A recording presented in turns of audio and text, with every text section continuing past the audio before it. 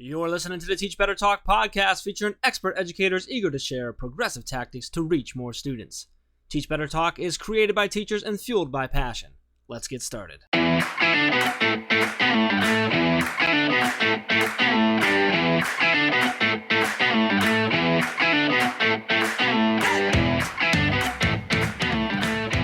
everyone, welcome to episode 168 of Teach Better Talk. My name is Ray Hewart, and I am with my hysterical friend, Jeff Gargis. Jeff Gargis, how are you? I'm hysterical, apparently. Well, I mean, you're okay. Let's not be dramatic. We did laugh a lot.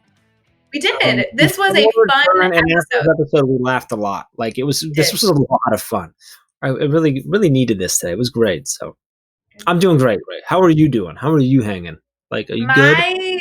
My day has been out of this world. If you want to talk about two educators that I so admire, I got to talk to both of them today. I am very, very happy. That's for sure. You get to talk to me every Monday.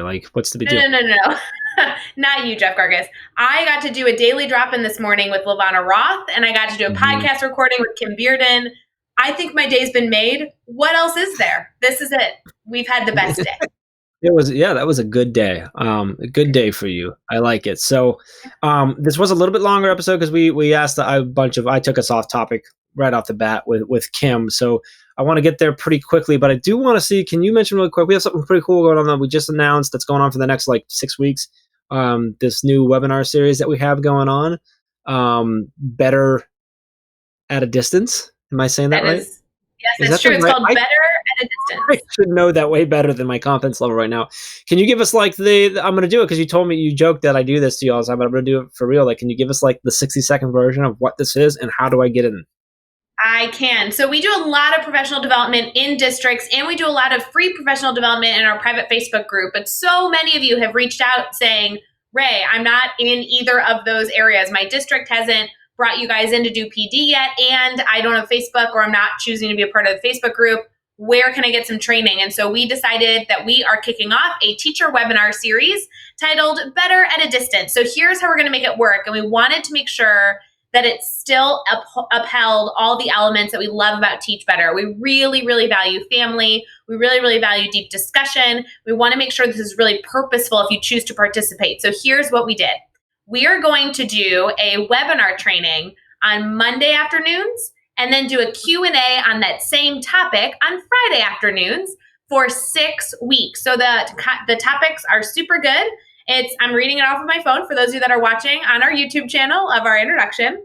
But we have remote learning essentials. Then the following week is the grid method plus remote learning.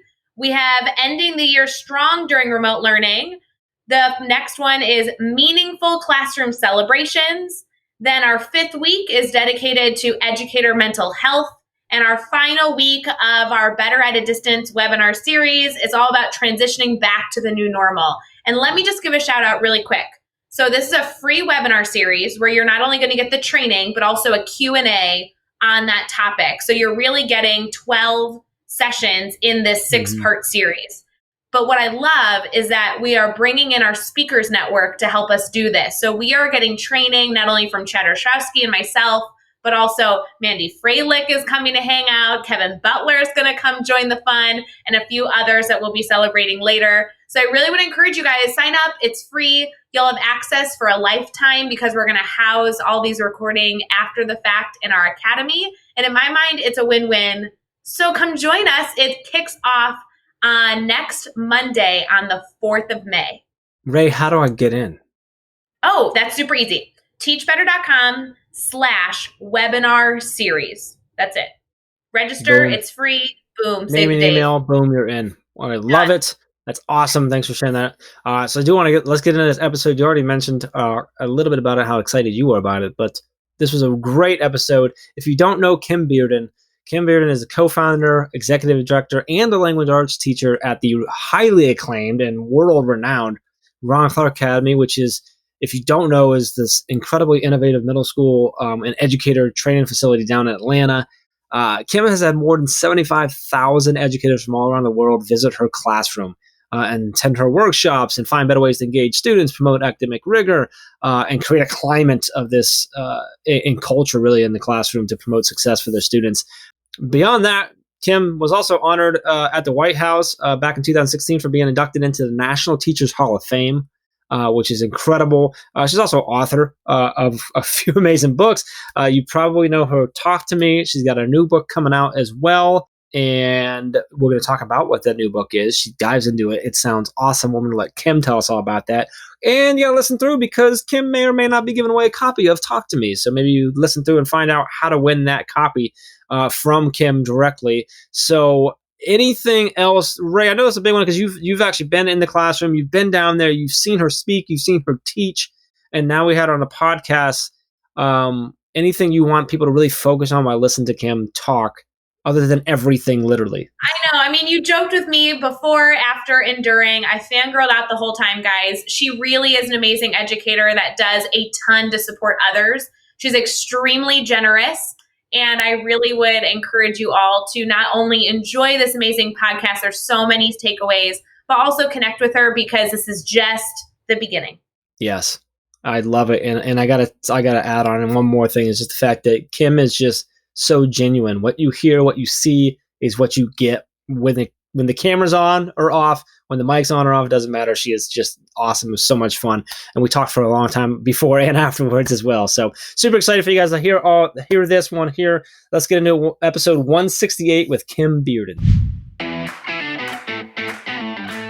Hey everyone, we're going to get right back to the episode, but I wanted to make sure you had the details of what the team is continuously doing to support all of the educators that are striving to reach their students at a distance.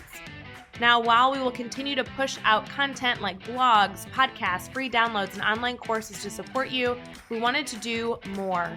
So you can meet our team live Monday, Tuesday, Wednesday, Thursday, and Friday in our private Facebook group at 7 a.m. Central, 8 a.m. Eastern for a daily drop-in. During this time, we'll be providing PD for all educators and answering your questions to make sure you feel supported. We'll meet you over in our private Facebook group. You can request to join at teachbettergroup.com or simply by searching Teach Better Team on Facebook. We'll meet you there. Now, let's get back to the episode.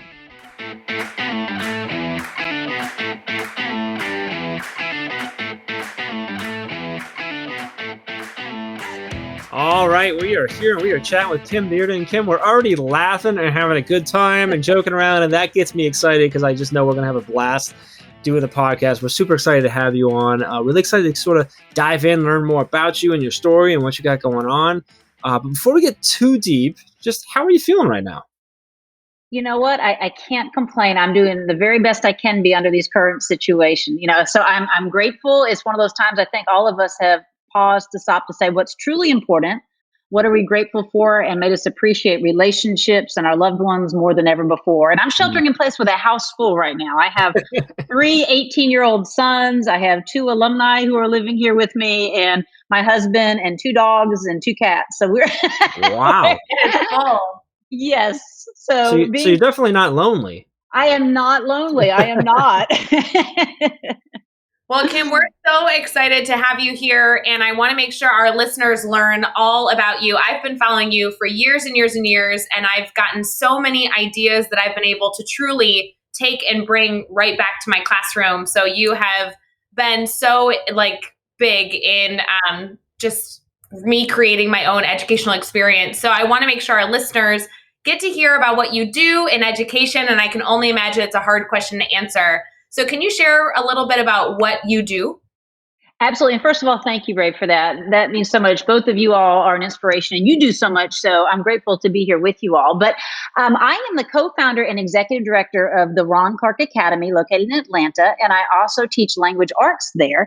And our school is a school for students in 4th through 8th grade. But in addition to being a school, we're also an educator training facility. So normally when we are experiencing regular school, we have educators from all over the globe actually who come to our school almost every week, sit in our classrooms, watch us teach, and take their methods and ideas back to their classrooms. Not because we're perfect. There's no such thing as a perfect educator, but because we believe that educators, we all learn the most when we can watch each other doing our craft.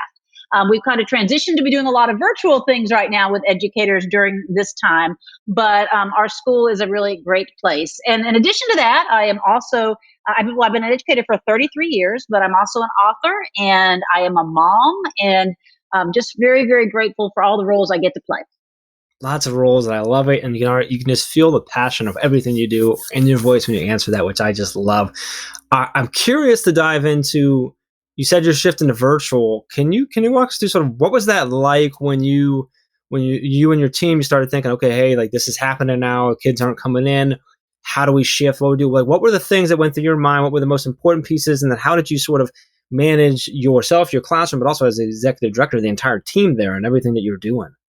Right. The very first thing was, I think all of us, we had to shift within a 24-hour period, many of us, just what in the world is happening, our new normal. Surely this is just for a week or 2 weeks. And then to find out, in our state, we found out rather quickly it would be till the end of the school year. So the very first concern, with me is always the emotional well-being, not only of my students, but my staff as well. And so there was this immediate sense of mourning and grief and loss. Like this can't be. The end of the year is when all the cool stuff happens. That's when we have all these celebrations and the time coming together and celebrating our graduates. And so, immediately my mind started to think, how can we do this? How can we make sure we're supporting everyone? And then, of course, the academic piece was important too. And, we're fortunate that our kids do all have iPads, and we had already ensured earlier in the year that everybody had internet access. And so I know some schools are struggling with even how do you get meals in children's bellies. And we were Hmm. fortunate that we already were able to provide digital instruction to our kids. And so our last day of school physically was on a Thursday, and on Monday morning we started with teaching digitally. But I'll tell you, we've learned a lot from that. I've grown so much. We overdid it. We hit the ground. We hit the ground. We're like, okay, we're not going to skip a beat. We're going to do every single thing. We're going to have every single class. We're going to teach them online. We're going to. And what that was too much. So after 1 week, we quickly, talked to the parents. We assessed things. We say, okay, we're going.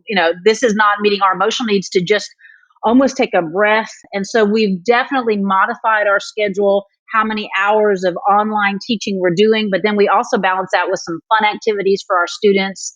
And so we think it's a much healthier adjustment. And we're just like everybody, though, we're just doing the best we can. There's no perfect answer. There's no guidebook on how do you handle a pandemic. And so we're just doing the best we can. Yeah, it really is. That's where everybody is the best we can. And we've heard that story from so many teachers and so many districts of we went after it and we had to go, whoa, wait a minute, let's slow it down. This is a little too much right now. Mm-hmm. Curious, I don't know if you have this off the top of your head, but if you had to say like kind of how far did you when you slowed it down, you kind of backed off the level of work, did you think you cut it down to like 50% of what it was at? Is it 75? Did you go even below? This is just one that's always curious to me as I'm talking to different people because it's all over the place. Well, what we did is actual instructional time in front of the screen for us, where our teachers are teaching online classes. Mm-hmm. We do use Zoom, and we use private Facebook groups and some other tools as well. We have classes from 9 to 12, 4 days a week. And we feel now, at first we were like all day long, every day. So that we feel like is very healthy. The other thing, though, was to help with our parents and our students is that we realized that they were getting information from every teacher. It's too much. And getting explanations and where to go. We thought we have got to make everything centrally located for the sanity of our parents and our students. So we have all of our assignments are in Google Classroom. Parents can go to one place. The schedule is sent out to parents. They have the Zoom link of every single class and the schedule so that you don't have to keep getting emails. Oh, here's the Zoom link. Here's the link for this class. It's all done from now to the end of the year. And so all they have to do is go and click on that document. They know exactly where to go when. So it took some time for us to do that on the front end, but I feel like it has helped so much with the organization of it. And it's helped our parents have been so grateful, so appreciative, and expressing how now they feel like it's very helpful and meaningful, and they're really happy. I love that. And I want to really echo the two big things that you said in the mix there was that you talk to your students, you talk to your parents, and then you adjusted based on what they were saying for you. That's really, really important. So I was wondering if you could, just for a minute, if you could share us, I'm sure it's a longer story, but however you want to share it, I'm really interested to hear sort of the backstory, the founding story of this. I mean, everyone knows the Ron Clark Academy. If you haven't heard of it, you should definitely check it out. Like, I mean, people come, like you mentioned, from all over the world to see what you're all doing there and take things back. I know Ray rants and raves about all the time she's been down there and what it's done for her. I was saying, but sort of how did it start? How did you get involved? Where did that all come from? Would you mind kind of take us back into history for a little bit? Sure. So in the year 2000, I was very grateful to be honored as a Disney Teacher of the Year. At Disney used to have this massive awards educator program. They had televised on Lifetime television. They even dressed you in your gowns. They did everything in Disney fashion. It was really beautiful. And the same year I was honored, so was Ron Clark. And so the real backstory is that I was standing in the Century Plaza Hotel, and up walked three little children and two little boys in a tux, and a little girl in a little gown, and they were about fifth grade students. And they said, "Oh, my name was Kim Stewart back then." They said, "Miss Stewart, we're so impressed on how you use a fashion show to teach descriptive writing. Could you please tell us more about it?"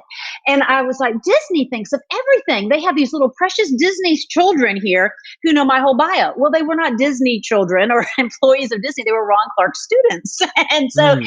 he was teaching in Harlem at the time, and he had gone to everybody he could possibly go to actually raise funds to bring his whole class to the awards with him, and got them tuxedos and dresses. And he said, "You got to learn all about the people who are going to be here." They gave me a handshake. They looked me in the eye.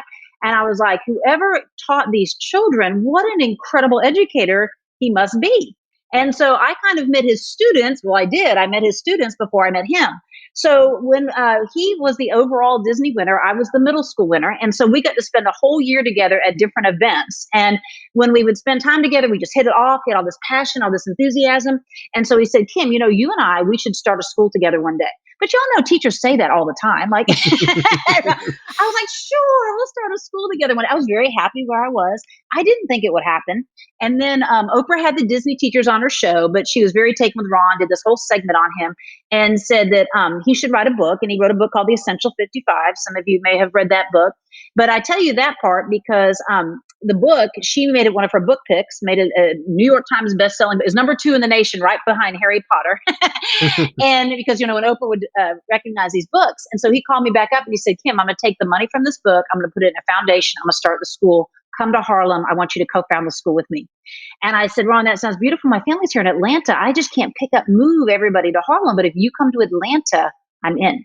So I actually won because he did come. The school is in Atlanta. So I guess I should feel valued for that.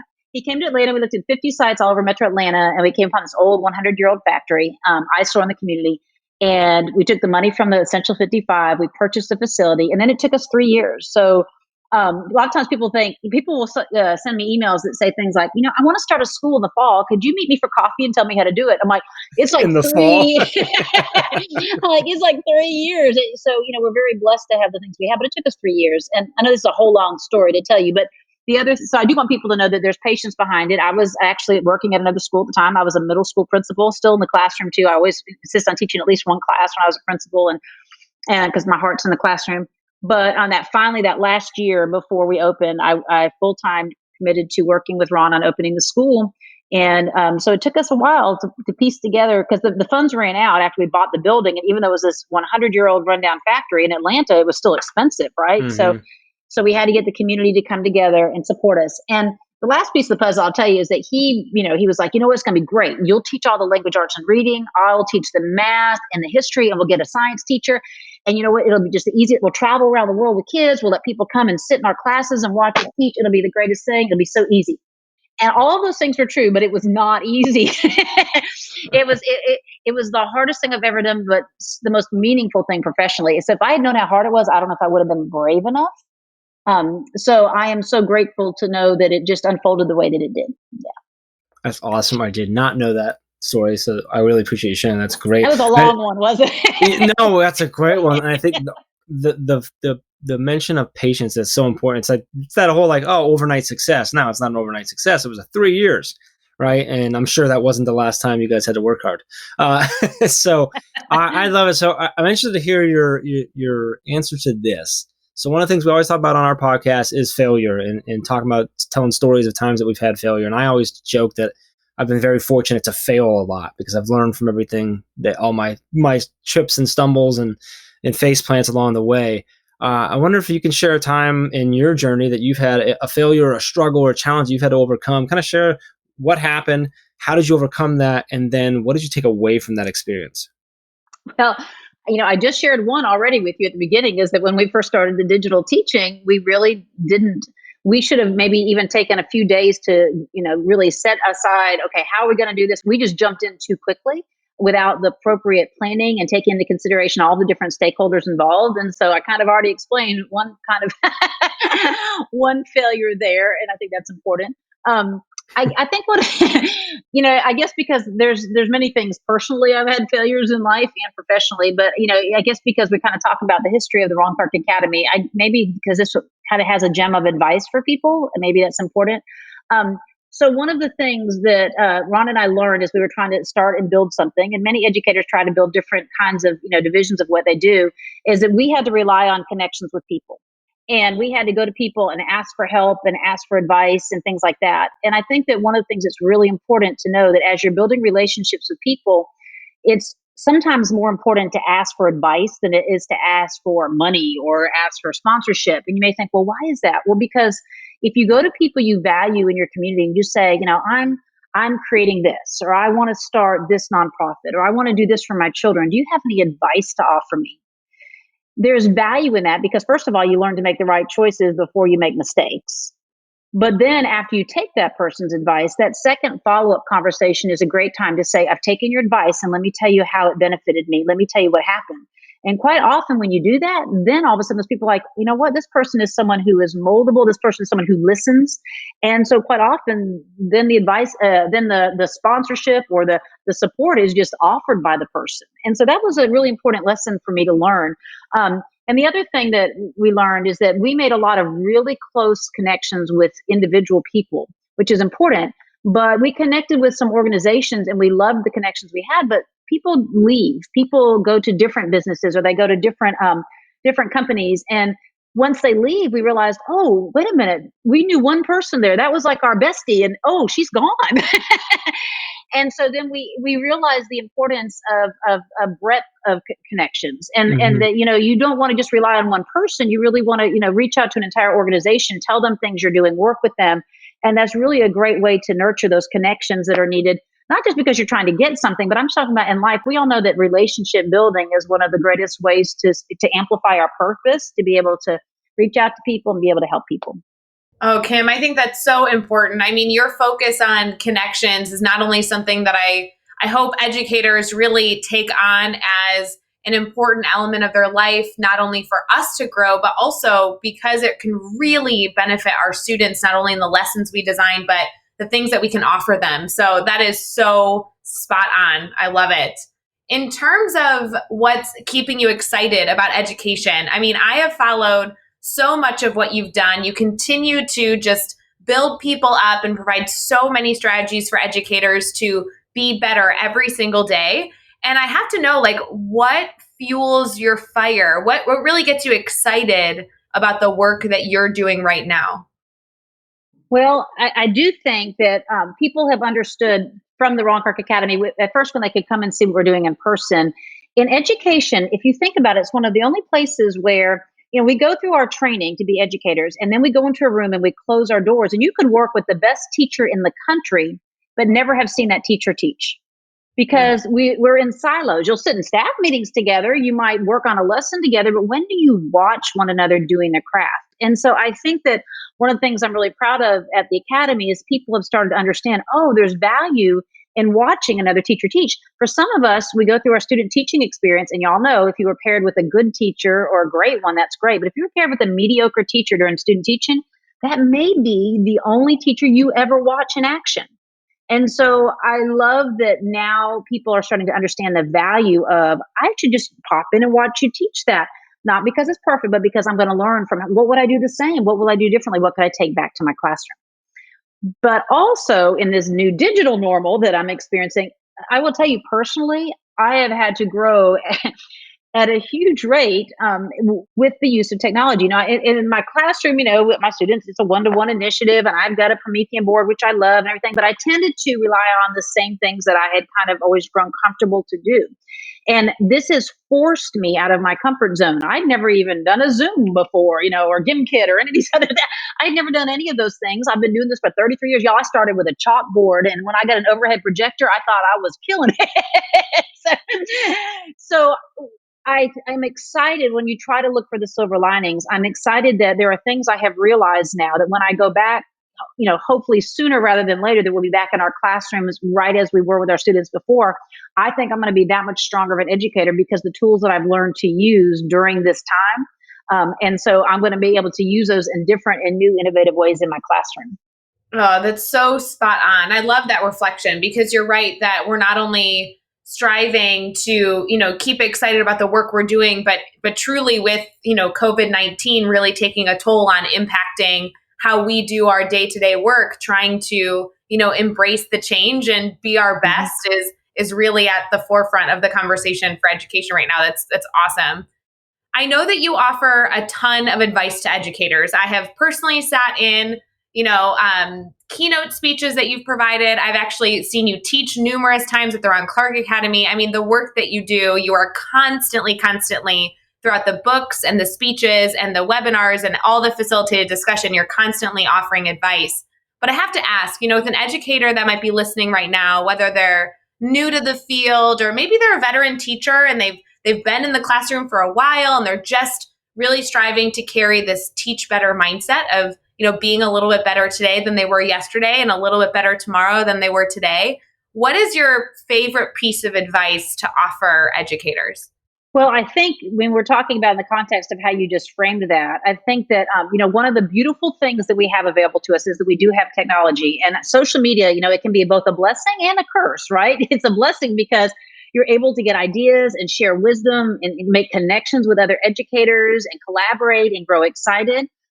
When it becomes harmful is when you use it as a comparison tool to make you feel less than. And I think that's really, really important. I love, Ray, how you said today you're going to be a little bit better than yesterday, and each day incremental steps, but better than yourself, right? You don't have to compare yourself to everybody else because social media, let's face it, it's a filtered highlight reel.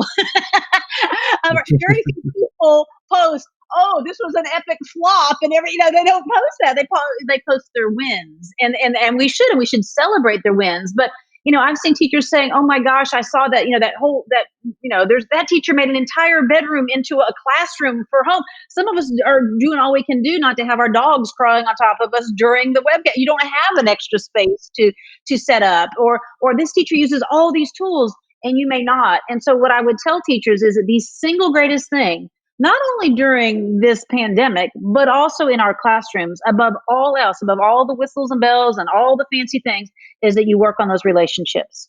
And so for you during this time, it may be that you pick up the phone and you call a child and just say, hey, I've missed your face. How's it going? Are you doing all right?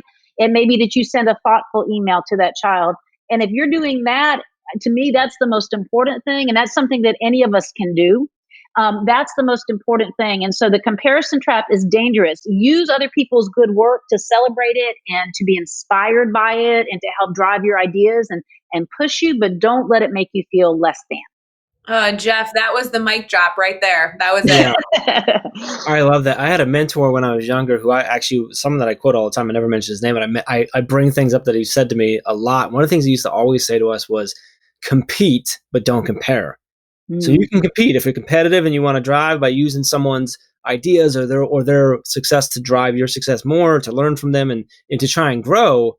That's fine, but don't compare because people are in different spots. Everyone is in different spots in their career, and it's just like you said, like you can grab social media and use it for inspiration, for connection, for ideas, for challenging yourself, but don't compare because it is that highlight reel, right? I love that. Absolutely. And I love your spin on the teach better mindset of be better today than you were yesterday, be better tomorrow than you were today, be better than you, not better than everyone else, just be a little bit better you. I love that. So really cool. Before we jump into our 6 questions in 15 seconds or less, you're super awesome. So we're going to do a giveaway here that you like to do. So I want to do 2 things. One, we said you're going to do a giveaway of your book, Talk to Me, which is so awesome. So thank you so much for that.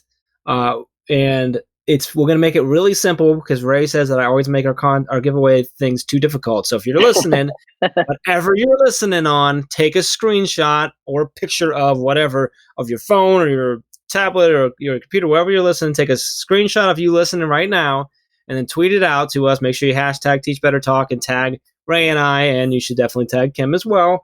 And just let us know you're listening. We're going to pick someone randomly and Kim is going to shoot you a free copy of her book, Talk to Me.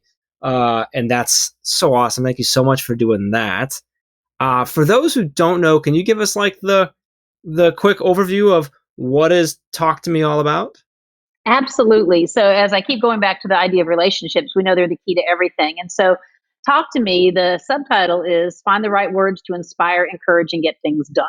And so the book is about 6 principles about the way that we interact, not only with our students, but with parents, with our coworkers, and even in our personal lives. And so these principles are ones that I've used throughout the course of my life, but they will help anybody even when you're any from day to day interactions, they're helpful. But if you ever are in one of those situations like that real challenging parent conference that you're nervous about, or maybe having to have a difficult conversation with a coworker, if you follow these principles and these mindsets, they really help to guide the conversation. It's not a script for what to say.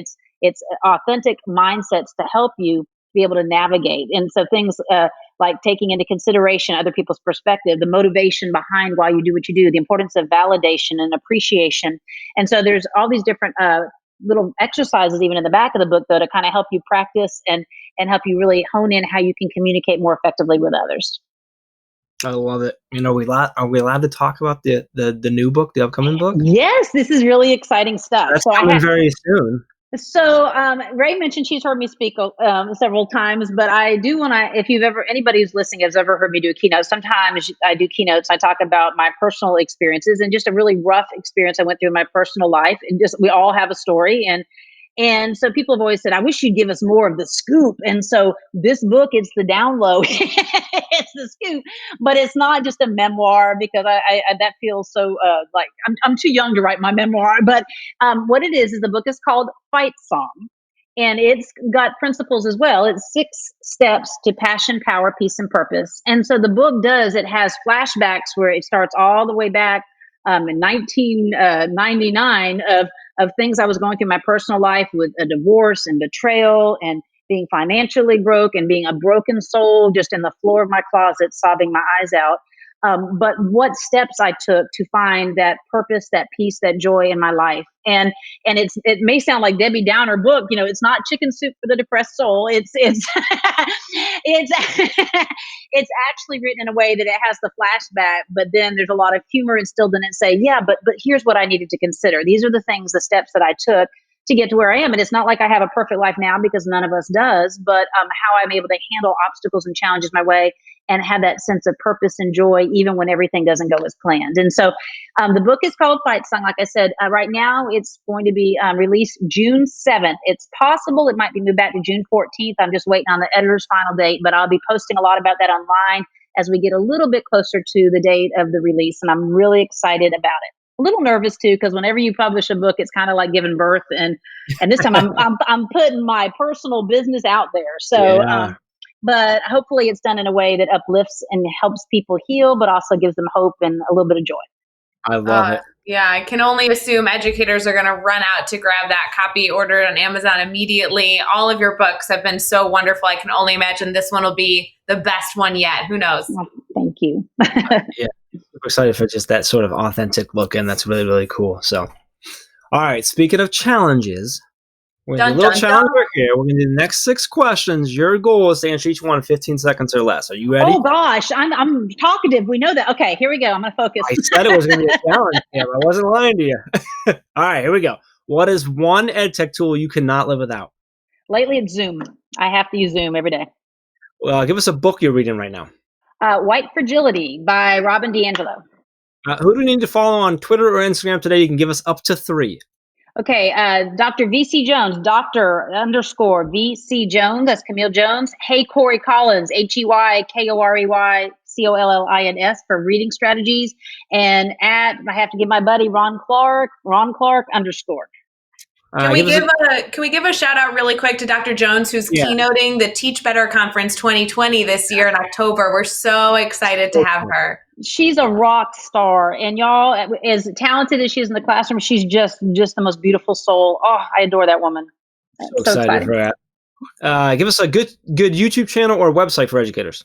StorylineOnline.net. It has some different celebrities and just interesting people reading picture books. And even if you've got older kids, you can use those themes in picture books in a way that can help teach a lot of different content. And what's beautiful about it is that, when we're trying to read online, sometimes we don't have the great camera angles and the zoom ins of the pictures, and it's closed captioned, and there's just a plethora of just all different kinds of story genres there. And I think it's really cool. Give us a daily, weekly, or monthly routine you think every teacher should get into. Okay, so working out is really important, and I know some of you are probably already rolling your eyes, but this is my hack for working out. So, because I always had an issue for it. So right now, I try to work out in the mornings, and I'm not a morning person. So my trick is this: I put on my workout clothes and I sleep in them, and then when I wake up in the morning, I have to go work out, because if you go get in the shower, you have to take off those workout clothes and you did not work out. There's this deep sense of shame, and it and it just changes my mindset. And so, and when my gym is open, that way I literally roll out of the bed, put on my tennis shoes, brush my teeth, and walk out the door. And that has made it where I'm actually able to work out before school starts when we're having our normal routine. Jeff, this is why I told you we needed Kim Bearden on the podcast. This is why. That's the best thing I've ever heard. It is awesome. It's like taking the walk of shame if you don't work out before changing out. I was waiting for the class. Like, I lay out my clothes in the morning. You lay them out nice and they're ready to go and everything's set, so you just grab and go. No, I just straight up sleep in them. Like, I'm ready to go. Shoes on, car keys in my pocket. I'm ready to no. Like, that's okay. So you just sleep. I love that, though. That's great. It works for me. So I don't even know if I need to ask number 6. 'Cause I'm pretty sure that's the best piece of advice ever, right there. So number 6, to wrap it up, is what's the best piece of advice you've ever received? Ron Clark told me not to take myself so seriously. I don't think we're running a risk of that right now. I think we're doing pretty good. I may come across excessively goofy, but I can tell you that whenever I would be, because I am fortunate to do a lot of keynote addresses and speeches and speak in front of large groups, and I would. This was years ago. This was advice he gave me 13 years ago. But he saw me do a speech, and I got up there, and I was poised, and I was polished. And I got off the stage and he said, that was great, but I don't even know who you were up there. That's not who you are. You're goofy. And he said, let people see the Kim that I love. And I thought that was so sweet. And so it totally changed just the way I'm like, you know what? I don't know why I felt like I had to put on a persona. I don't want to make it sound like I was being fake, but it was more that I was just trying to be so serious. And I was like, you know what? I'm just going to be myself. And it was the most freeing thing ever for me. Oh, I've been trying to get Ray to show other people her true colors, and she won't do that. Like, the way she treats me is not how she is on stage. Like, she's all right, Jeff Gargan. In real life than she is when she's. Jeff I love the way. I love the banter you all have, because it is a lot like Ron and mine. We're kind of like brother and sister, and we go at it. Yes, and we have so much fun. I love it. I don't know. It's probably about a year ago now when you started saying that, and I didn't know you were telling people that, and then I started saying it, and then we said it one time, like at the same time, and we're both like, "Whoa, wait a minute, what?" Yeah, brother and sister. So I just want you to know, Kim, Jeff and I are currently in a battle because he made shirts that he's selling online that says #Team Jeff and #Team Ray. And I want the world to know #Team Ray has sold more t-shirts. So obviously we can keep picking on Jeff. That is great. I already have a #Team Jeff on the way to Kim. Like, I'm going to send it there, and that's going to win it. So I actually considered, Kim, I considered making the #Team Ray shirts like super expensive and never in stock, and no one can buy them. Or like only extra smalls or something. You guys laugh all you want. I'm gonna bring Kim in to figure out how to win this thing. I got a secret weapon. Listeners, do not side with Kim. You are Team Ray all the way. This is fantastic. I love it. Well, Kim, outside of us sending you a #Team Ray t-shirt, which we'll be doing very soon, I also want our listeners to make sure they can stay connected to you, because like I said at the beginning, and I don't want to, embarrass myself, but truly, you have done, you have done so much for me. And I know we haven't even really met. I know we're not close friends, but following your career, learning from you, I am a better educator because of the work that you do. And I really, really, really would encourage our listeners. This is a must connect with educator. And I'd love if you could share kind of how they can stay connected so you can continue to share your message and do all the amazing things you continue to do to support teachers. Well, that means the world to me, Ray. Thank you, truly.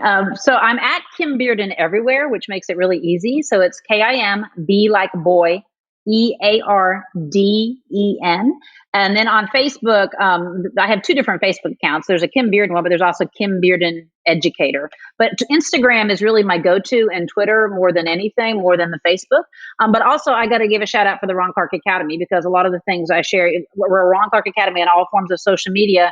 And I do encourage educators to look. We're providing a lot of free online content for educators during this time, and also some other things that we're a nonprofit. And one thing that makes us unique is 100% of the things that we earn through our educator training go to support scholarships for students at the academy. And so there are some online opportunities too. If you go to our website, ronclarkacademy.com, you can learn how to join Club RCA, which is a weekly interaction with our staff and sharing ideas. We have a national conference that I'm not sure about the time this will actually be released, but it may have already passed. But there'll be other conferences that we're going to be holding online throughout the course of the summer. So ronclarkacademy.com, you can learn all about it, or on social media, we'll be posting updates. That's awesome. And you can find all the links and all the resources, everything we mentioned in this episode over at teachbetter.com, as well as all the links and really important links to connect with Kim, connect with the Academy, and learn about everything they have going on. Get your hands on all those free resources. So make sure you head over to teachbetter.com for all of that in the show notes. Be sure to hit subscribe so you don't miss any upcoming episodes. And if you can give us a rating and review, we'd really appreciate that as well. And let's keep taking this one step further. Think of just 3 of your colleagues who need to hear these amazing stories and connect with amazing educators, and share this podcast with them. We would appreciate that. Kim, this was awesome. So excited, so happy to have you on. So excited for the new book and everything you have going on, and appreciate everything you do all the time in education, and appreciate you just taking some time and having some fun with us and chatting with us tonight. Thank you. Thank you. I'm sorry, we're already done. I could sit and laugh with y'all all night. So thank y'all for the. I love you. We may have to do a part 2. I want to be here to BFF. I love it. So thank you. Thank y'all so much. It's really been a pleasure, truly. I love it. Until next time, let's get out there and let's teach better.